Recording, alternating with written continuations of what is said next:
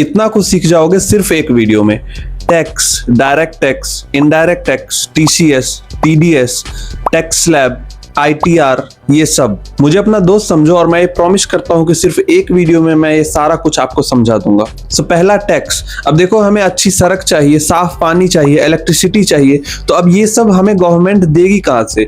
सो उसके लिए गवर्नमेंट हम लोगों से टैक्स कलेक्ट करती है और उस पैसे से ये सारा फैसिलिटी पब्लिक को प्रोवाइड करती है। अब टैक्स भी दो तरीके के होते हैं, डायरेक्ट टैक्स और इनडायरेक्ट टैक्स। डायरेक्ट टैक्स वो होता है जब आप इनकम कमाते हो तो उस पर डायरेक्टली जो टैक्स लगता है उसे डायरेक्ट टैक्स करते हैं, यानी कि ये डायरेक्टली आप गवर्नमेंट को पे करते हो, जैसे इनकम टैक्स। अब इनडायरेक्ट टैक्स वो होता है जो हम डायरेक्टली गवर्नमेंट को तो पे नहीं करते हैं, बट जब हम कोई भी प्रोडक्ट खरीदते हैं तो उस पर हम वो टैक्स पे करते हैं, जैसे कि जीएसटी। अब जब हमें सैलरी मिलने वाली होती है तो कंपनी सैलरी पे करने से पहले उसमें से कुछ परसेंटेज गवर्नमेंट को पे कर देती है, जिसे हम टीडीएस कहते हैं, टैक्स डिडक्शन एट सोर्स। वहीं कभी कभी सेलर हमसे कुछ परसेंट टैक्स कलेक्ट कर लेता है और उसे डायरेक्टली गवर्नमेंट को पे कर देता है, जिसे हम कहते हैं TCS, tax collection at source. अब गवर्नमेंट को कैसे पता चलेगा कि आपने टैक्स पे किया या नहीं? तो उसके लिए आता है पैन कार्ड। आपके पैन कार्ड से आपका सारा टैक्स रिलेटेड इंफॉर्मेशन कनेक्टेड रहता है, जिससे गवर्नमेंट को पता चल जाता है। पैन कार्ड को टैक्स आइडेंटिटी भी कहते हैं। अब आपको ये कैसे पता चलेगा कि आपको कितना टैक्स पे करना है? उसके लिए आता है टैक्स स्लैब,